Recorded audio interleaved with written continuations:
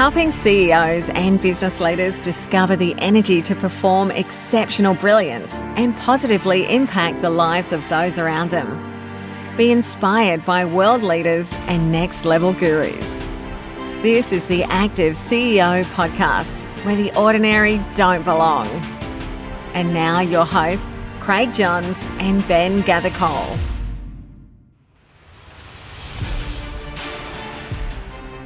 On this episode of the Active CEO podcast, we have the pleasure of speaking with a wonderful mother, leader, business owner, and someone who really cares about people.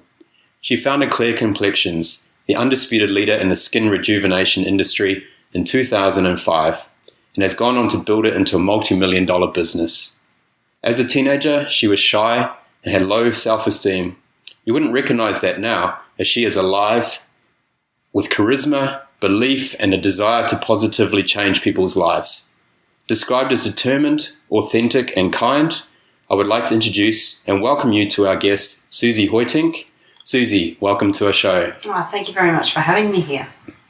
Oh, it's an absolute pleasure, and I always get excited when I see you because you've always got this beautiful smile, and it's always fun and engaging when we have conversations or I see you out training or racing for triathlon. Yeah, it's good fun, isn't it? Well, I always tend to see you in such a lovely environment because we are outside and we're running around or we're watching our kids. So it's just, it's lovely to be here though.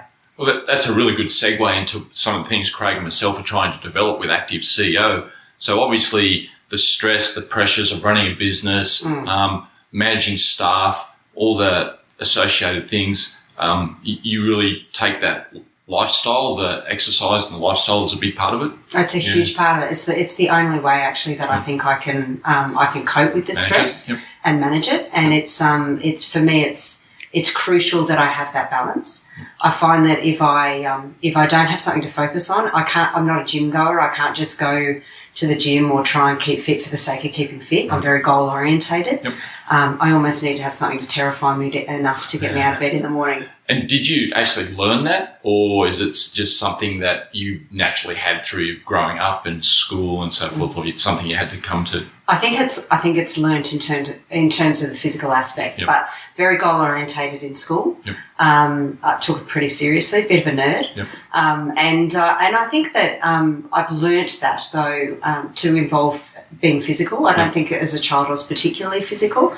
I've got a family of crazy physical athletes who love to get out there and pit themselves, very competitive, and they've definitely brought out a competitive streak in me. Fantastic. So obviously Alex, your husband, really, is it something, he's involved in triathlon quite deeply? Is it something that you followed, or did you have the triathlon bug and Alex sort of jumped in there too? It was our kids. Your kids? Actually. Right. Yeah, it was actually Ellie. So from a very young age, both of our girls have done competitive swimming and done really, really well at it, particularly Grace. So she's been to a few Open Nationals and done very, very well. So we've been those parents who sat by the sidelines and listened to that whistle and were timekeeping for so many years. And Gracie loved it, really, really loved it. And Ellie got dragged into it, Ellie's 3 years younger.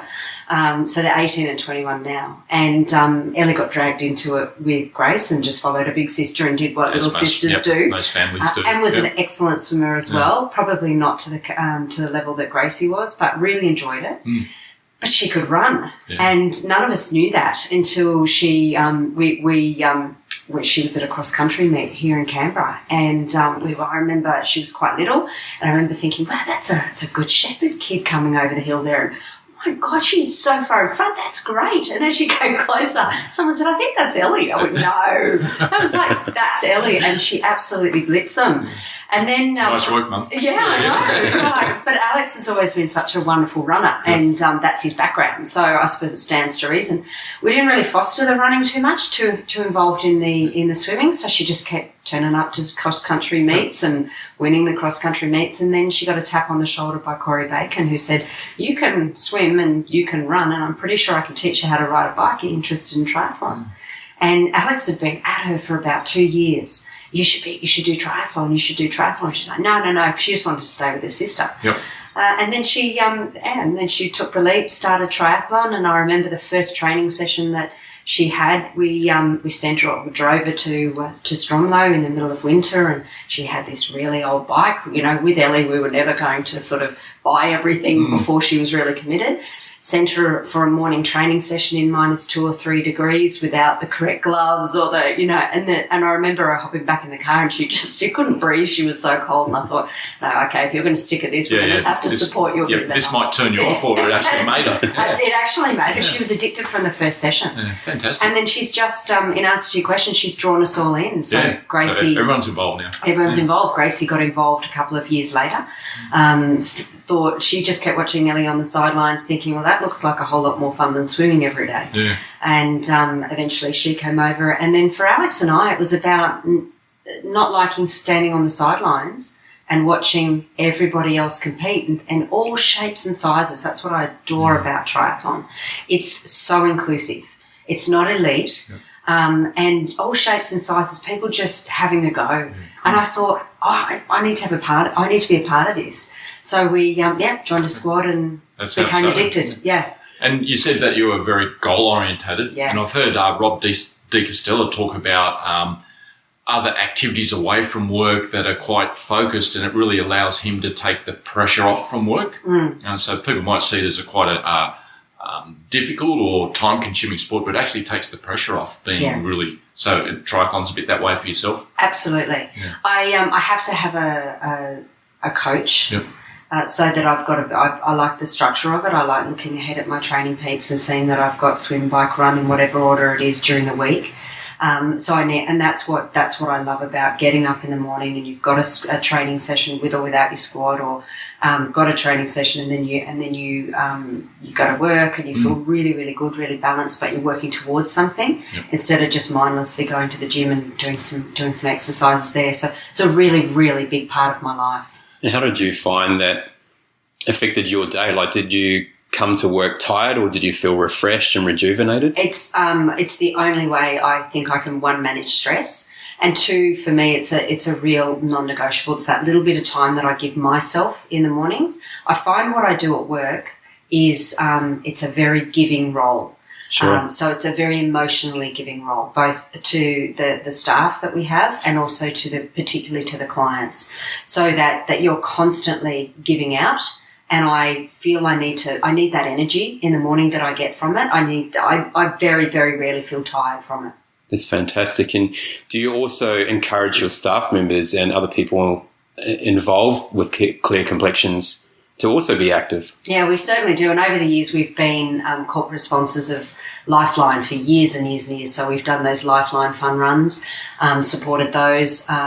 Very recently, ironically, that you should mention Rob de Castella, but last year I was the corporate runner for the IMF for his Indigenous Marathon Foundation, which was an enormous honour and one of the most significant events of my life, in that it encompassed an entire year and of preparation for the New York Marathon, but really just the privilege of being involved in the Indigenous Marathon Foundation and getting to know the squad. But through that process, our team got very, very involved in that. So they would come and do some of the runs as well. They got very involved in supporting the Indigenous Marathon Foundation. So there is a really strong. We've got a team of predominantly women. In fact, almost all of them are women.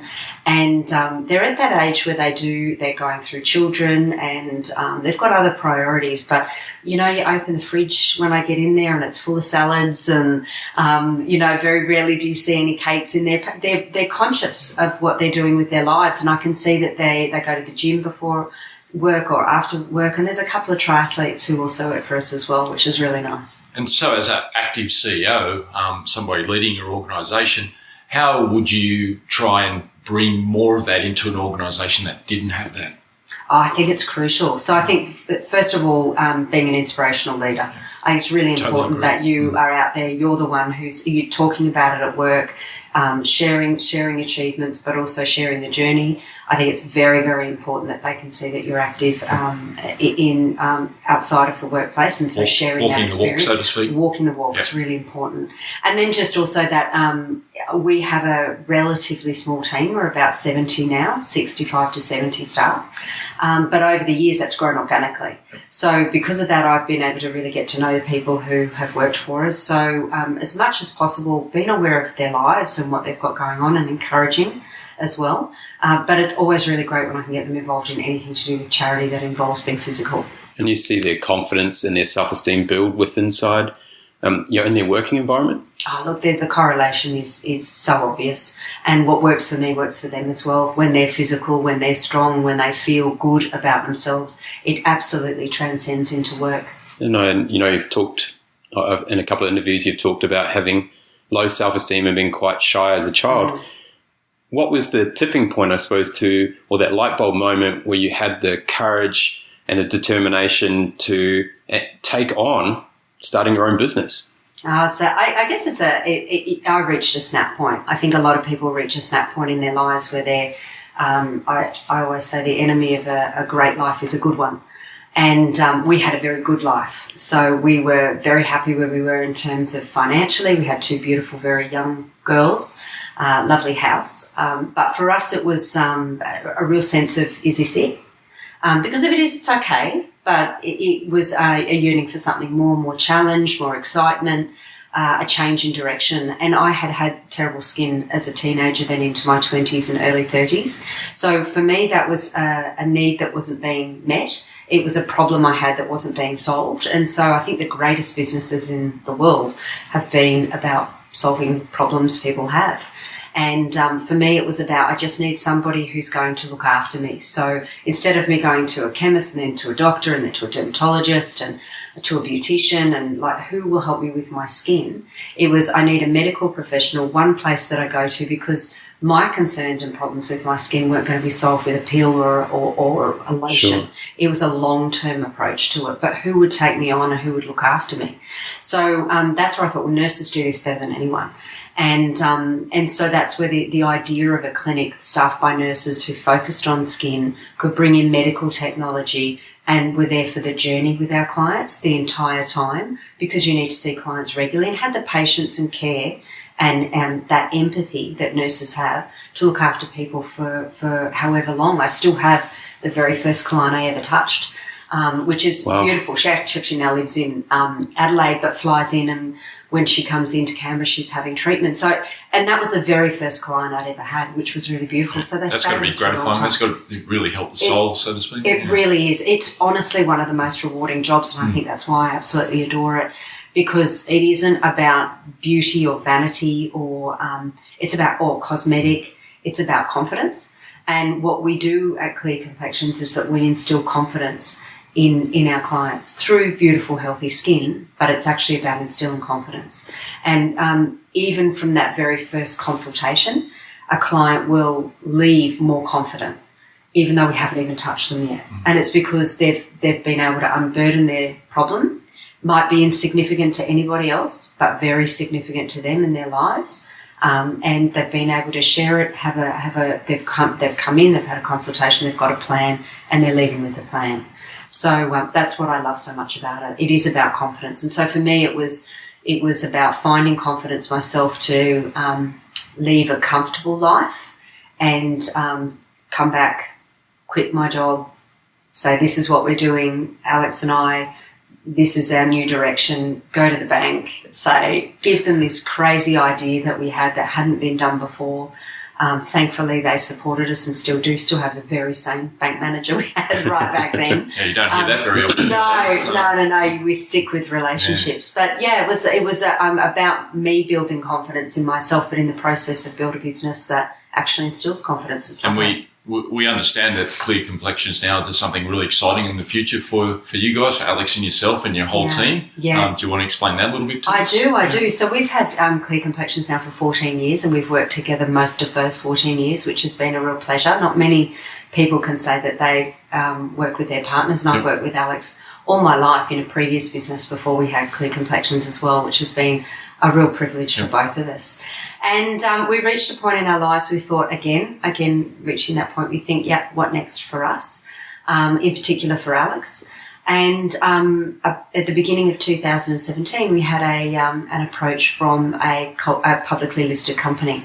And originally I was very, no, I'm not interested in selling the business. And but it actually coincided at a time where it was the industry is really changing. So what doctors used to do, nurses are doing, what nurses used to do, dental therapists are doing. There's a real shift in this industry, and it's really exploding. It's growing very quickly. And both Alex and I could recognise that there was a consolidation of a very fragmented juvenile market. Consolidation was happening. There were bigger businesses coming in that were looking to bring together all the fragmented. Or just a maturing business. Of the industry. Most definitely, yeah. And it was happening quite quickly. Yeah. And it actually obviously was the impetus for this publicly listed company to approach us, because we were at the time, and still are, considered leaders in the industry. We had 6 very successful clinics, 60 to 70 staff. We were doing very well, but more importantly, we had the systems and processes in place that enable growth. And I had an innate understanding of how to perform all different procedures in all different categories of skin rejuvenation, and do that safely and effectively, and to give consistent results. And that's really what they were very interested in purchasing from us. So you went from being a nurse to starting your own business, which is very hands-on, to going into a CEO role, back to a founder type role, and now working still in the company, which is being sold now. Yeah. Quite different mindsets. Did you have to do quite a bit of work around trying to think, okay, how can I adapt and work in this space in a different environment, in a different part of the structure? Yeah, that's actually a really insightful question, because it's only when you retrospectively look back that you realise that you've had to do that. When you start a new business, you only see forward. There are no barriers. There seemingly is no risks. You're just so focused on your great idea. And we were really fortunate to have the good idea at the right time with the right people around us, being able to do it together. So for us, it was just, everything was so exciting. Everything worked. It just built and built and built. And so there was a momentum and an energy that Alex and I had that was infectious for us with each other, but very infectious for people around us as well. So we sort of kept adding.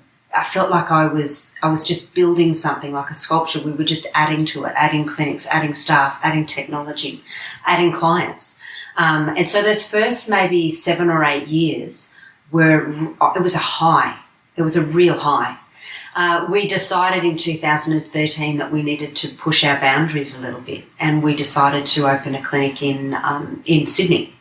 And that, in hindsight, I look back and I think, was that a good idea or not a good idea? It was a good idea, because it really pushed us. What we had in Canberra was working so well. We were definitely slipping back into comfort mode, into the good life, definitely into that. And that pushed us to really challenge whether we were as good at business as we thought we were, or hoped we were. Right. And that we definitely hit some challenges, and we were confronted. Sydney's a very, very cynical, very difficult market to get into, particularly in the medical aesthetics industry. There was a lot of low end laser chains that hadn't hit Canberra yet.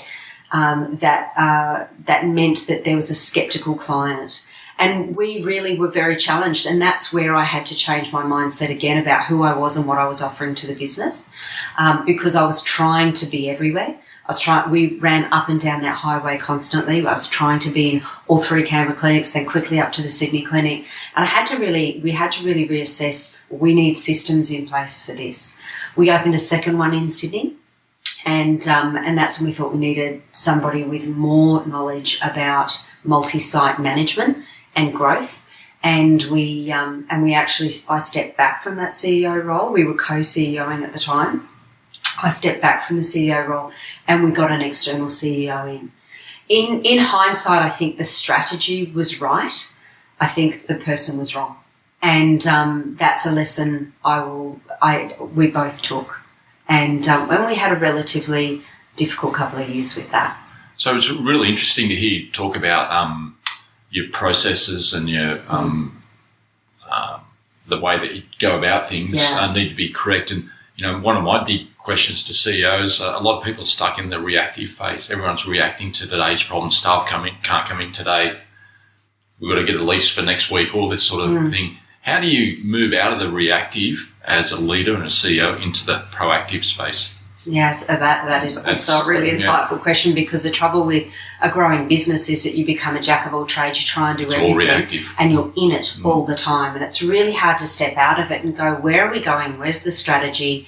What are our opportunities and what are our threats? But be able to stand on the outside of that square instead of being well and truly firmly in the square and just dealing with the day-to-day minutiae.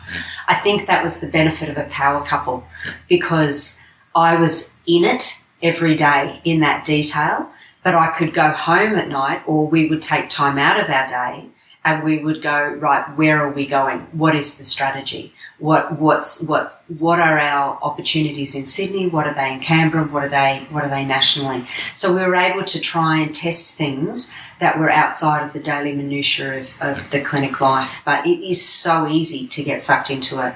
If you don't have the benefit of having your partner work with you, or you're not in that sort of environment, then you need a mentor, because you need somebody who will take you out of that space and allow you to talk about things and realise sometimes you can't see the forest for the trees. You can't see what's just in front of you. And it's also important to almost physically take yourself out of that space too. Yeah. So a mentor or somebody else that you speak to, to remove, from the daily hubbub, to sort of get out and talk about it is really critical, is what I would think too. It's absolutely crucial. And that's something I had to learn, because I was always busy, and I still am, and I still think I haven't quite got that yet. I like to do things quickly and in the moment. I get things done, very details orientated, but it's those strategy days where you do take yourself away, where you lock yourself in a room, but it's not in your normal environment that you can really see what's right in front of you, as I say.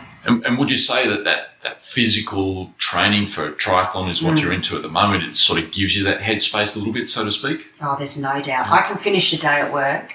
I'm not a great trainer in the afternoon, but when I do, it's really beneficial, because you can finish a day at work and your head is so full, and I'm so task orientated. I've got to do this. I'm a list writer. I've got to do this. Got to do this. Got to do this. And you've taken on all of that day's emotions and all of the stress, but also the positive stuff as well. But you've got a lot going on. And it can seem quite overwhelming at times. I can then go and do a swim session, which I'm not a great swimmer, so I don't love swimming, but I can go and do a swim session or a run session or whatever it is. The moment I think that you allow yourself the mental time out, the time out to just be physical, afterwards the clarity that gives you with problem solving and just perspective. It's being able to compartmentalise and say, that's a box that I'll open tomorrow, because I don't need to worry about that all night. You sleep better, you feel better, I know I'm a better wife, I know I'm a better mother when I'm physical, and I know I'm a better boss. So that, you talked a lot about reflection there, which is really, really important. You were awarded for your exceptional brilliance with the Telstra Business Women of the Year in 2012. How would you define your leadership style? I think my leadership style, I try to lead by example as much as I can, so that I've had I've seen some really great mentors in my life as well. So leading by example, very inclusive, and I think I set some pretty high standards, and I hope to drag people with me, pull people along for the journey. I definitely like to share the vision. So it's really interesting you talk about the mentors. How did you actually find a mentor that was going to work for you but still challenge you? So just not a friend that had a coffee over. Yeah. It's somebody that's actually going to press you a little bit in the direction that you might not be 100% happy with. I've struggled to find a mentor. Yeah. And that's something that I think is maybe next stage for me. I have struggled to find a mentor outside of the business, but it's because I probably have one already in the business. So my mentor has absolutely always been my husband, because he's the worst details person ever, and is such a brilliant strategist. So he's always been able to just go, hang on a second, just stop for a minute. this is what's really happening here. It's like he's hovering above, and that's what I need that's why it works so well. And we work so well together. So external to the two of us, we've been together since I was 13, so a long, long time. We've always been together. But outside of that, I did have a fantastic Rachel Kelly from T2. She was fantastic as well at just having a few sessions with me, having a coffee, having breakfast, and just talking through what was happening, particularly through the transition, the acquisition, and really understanding, was this right for us? Is this what I wanted? Is this what is this right for the business? Is this where we should be going? She was very, very good at helping to give me a little bit of clarity on that as well. And so every time I see you, you seem to be on, you're in a really positive frame of mind. Are there any habits and rituals that you do to pick yourself up and get ready for action when you've got to be with your staff or with a client? Yeah, well, my first thing in the morning is I always do something physical in the morning. So if you've got a non-negotiable that gets me through the day and keeps me in that mindset, it is that I have to be physical in the morning. It can be as simple as just a Pilates session, or it can be a run session. I'm not somebody who loves to go out and just, go on a burner the whole time. But it's just something that I can't go straight, get out of bed, roll out of bed, put my clothes on, have a shower, put my clothes on and head into work. I find they're the days when I'm not at my best. So it's about getting into that really crisp, clear mindset before I hit the office. I think that's the most important thing for me. And does the same hold true as a leader and a CEO? You need to travel quite a bit for your work. Does the same hold true for you when you travel? How do you get to destinations? How do you manage yourself? It's the hardest thing is travel, and I travel a lot. I travel a lot interstate, and not so much overseas, thank goodness, but a little bit overseas, but mostly it's interstate, but it's frequent, it's weekly. And when you're traveling weekly like that, staying physical is really difficult because particularly when you're trying to follow a program. And I find the travel can be quite draining as well. But my secret is having an online coach. So that for me has been incredible. Trying to be in a squad didn't work for me. I love the people. Absolutely adore the people who are in triathlon because they're so eclectic, so different from all different backgrounds, and yet you can just have the same common conversations and you just feel a connection to them. But for me, it was about I need someone who would adapt to whatever I've got going that week. And that's been fantastic. So being able to say, okay, you're going to be in Sydney, so you're not going to have access to your bike, so I need you to do a run session that morning or a swim or whatever it is, so I could adapt it. What I was trying to do previously was work in a squad that was very generalist. So the programs I had, it was just whatever the squad was doing, but I was missing so many sessions, and that in itself was causing me great anxiety. Yep. That I wasn't hitting the goals, I wasn't doing the sessions. So instead of trying to adapt it myself and figure out what I should be doing, I just stopped doing it. Whereas now with an online coach that's specific individual for me, James is absolutely incredible at just nailing what I need at the time and being able to say, okay, you're in Brisbane now, this is what you need. This is what I need you to do. And it's worked perfectly for me, and it's allowed, I'm so much happier and more balanced now in work because of that flexibility. Because you can keep the routine going. Absolutely. So to speak. Yeah, absolutely. And it's what I need at the right time. Yeah, it's really good. Yep.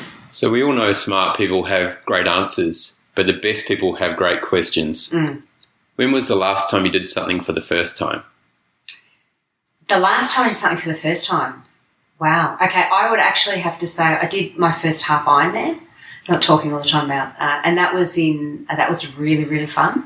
I had always done short distance, so with triathlons, and I did that at Port Macquarie. So that was a real test. I cried into my goggles, which I knew I would do.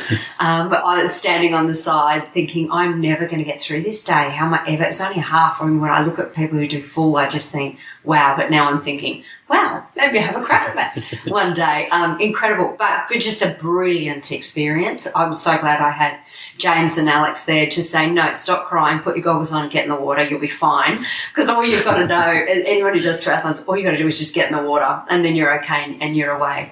And the other answer I have to that same question was the last time I did something the first time was I did my first marathon. And that was in November. And if you're going to do a marathon, then doing a marathon in New York, that's a pretty good first one. So I did the New York Marathon, but it was purely the privilege of doing that with Rob de Castella and the Indigenous Marathon Foundation. That was, as I said, one of the absolute highlights of my life. It's a really inspiring experience. Oh, he's one of the most the wisest and humble.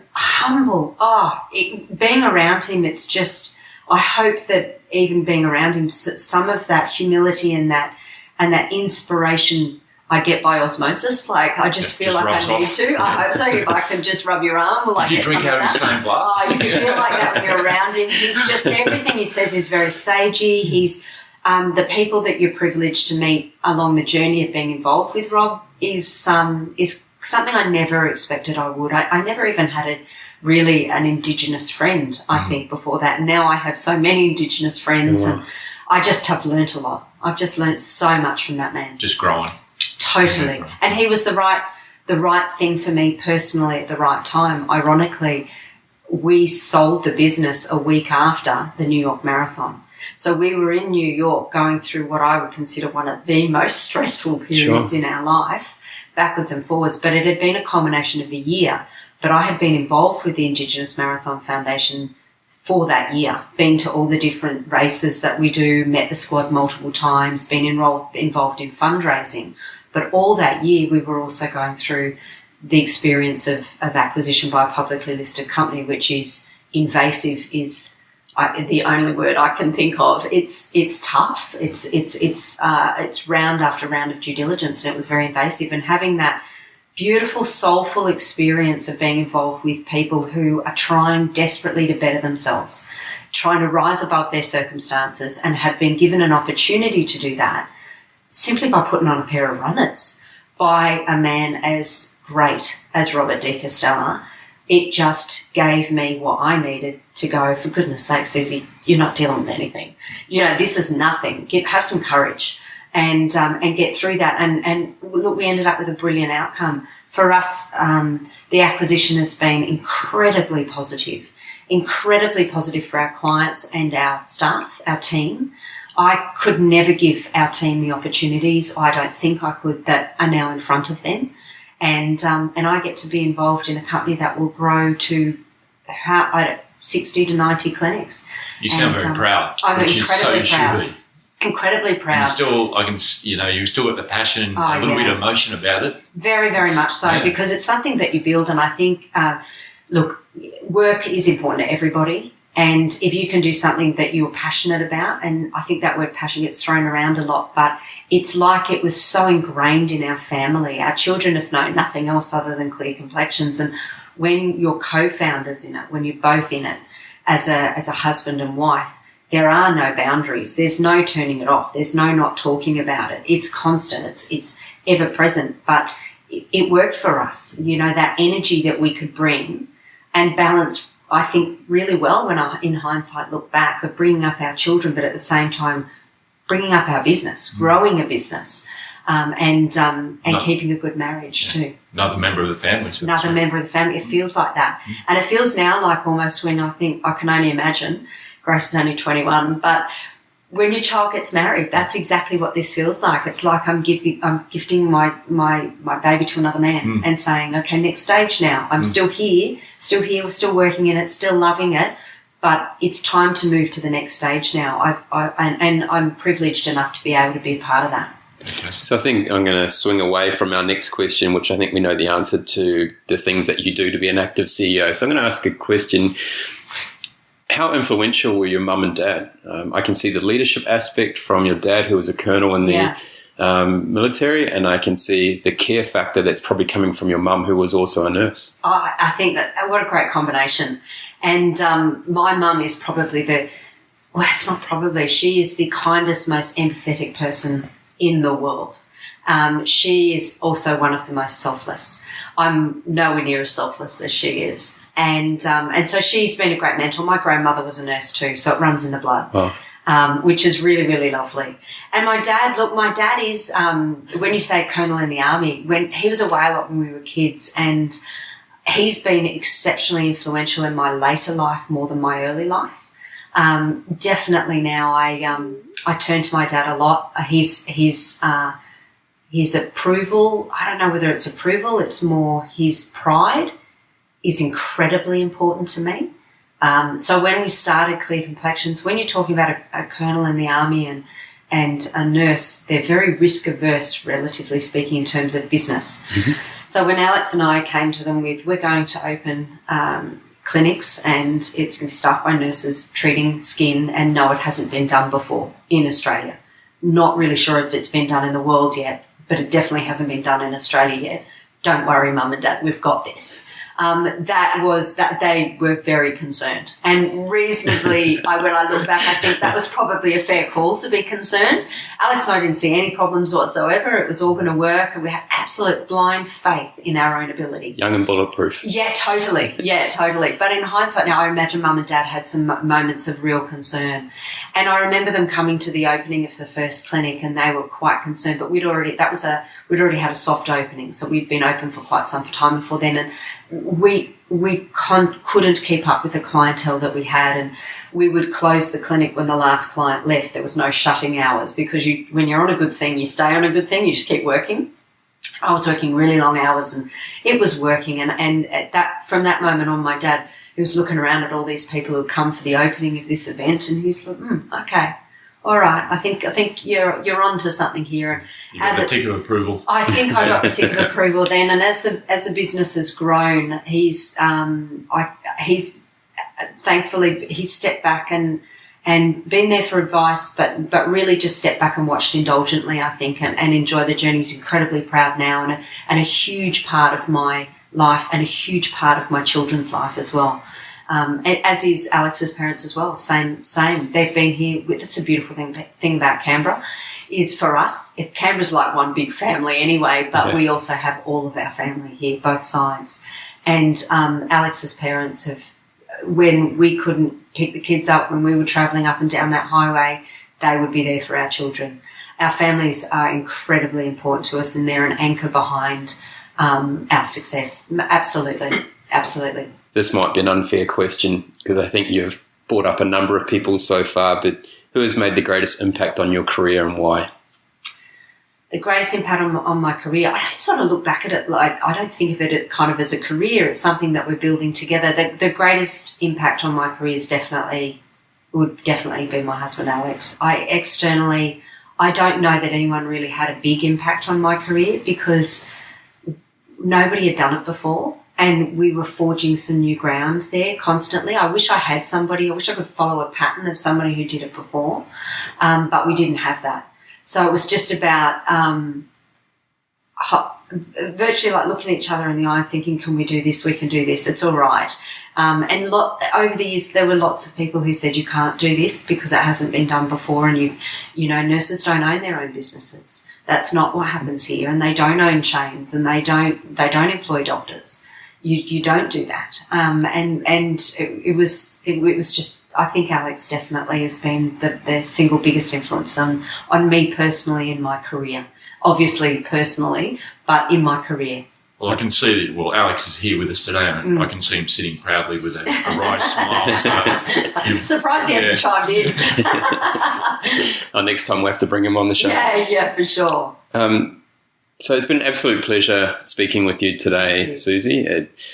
Some great insights there. We've got to see your passion, your leadership style, the care you have for people, the passion that comes out of you when you talk about those that are involved in your life, not only your family, but those who you work with and the customers you have, or you probably don't call them customers. They're clients, they're friends, really.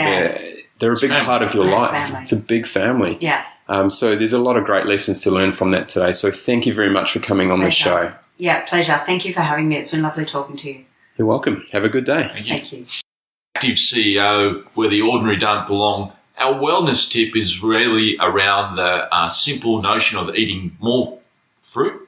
Fresh fruit and veggie really is probably something that we need to talk about. It feels really important and probably not really mentioned enough. Yeah, it gives you benefits both physiologically, physical and psychologically every single day. You know, they're the rich source of vitamins, minerals, potassium, and fiber, which is what helps us stay healthy and even reduce the risk of disease. Yeah, those common diseases prevalent nowadays, like type 2 diabetes, the cancers, the heart conditions and so forth, can really be, I guess, not alleviated, but certainly you can help yourself by eating fresh fruit and veg. It's those, you know, they contain phytochemicals. Which have, you know, the antioxidant properties that reduce and remove free radicals from the body, which may help slow the aging process, which everyone is looking for. And as you say, prevents those different conditions. Well, yeah, and certainly, you know, there's very clear science behind potassium and magnesium. They're found to lower blood pressure. So rather than that whole artificial way of lowering blood pressure, some good dietary assistance, really smart move. And really important to get a wide range of different colors, you know, especially those really, really colorful reds and yellows and oranges. They contain things called carotenes, which assist us with our immune function, which is important for us to be able to be positive and have energy every single day and ensure we don't get sick. And you know what? Probably the biggest benefit that we haven't spoken about is all fruits contain a lot of water, a lot of hydration. So it's a really good way to stay hydrated without having to continue to drink. It's been a fantastic show today, Ben. We had a wonderful CEO and founder of Clear Complexions, Suzie Hoitink, and she spoke a lot about her leadership style, that caring for people, the passion that you need, the ability to adapt in that workplace. Yeah, absolutely amazing. And just that infectious vibe, the true love of her people and her clients. They're her family, and it's easy to see why she's successful. And you can see the rockbird of her life is her family as well. And Absolutely. Having them all involved in the business and having the background of her mum and dad in both the military and through the nursing career really shone through today. Yeah, absolutely. Totally agree. And it was really gratifying and exciting to interview with her. Yeah, so make sure you jump onto Apple or iTunes podcasts. Give us a bit of a rating there, some feedback. It'd be, you know, fantastic if you can do that. Share the show. If you really like the content, make sure you get people involved. You know, we're learning, we're loving the show and having a good time, and I'm sure you are as well. Yeah, thanks for listening to Active CEO, where the ordinary don't belong. Join the Active CEO movement by visiting www.nrgtoperform.com. That's NRG2perform.com. Share this podcast on LinkedIn and be sure to tag in NRG to Perform. Leave a review on iTunes. Drop us a line with your feedback and questions, and connect with us on the NRG to Perform Facebook and Instagram pages. Be sure to check out the next Active CEO podcast, where the ordinary don't belong.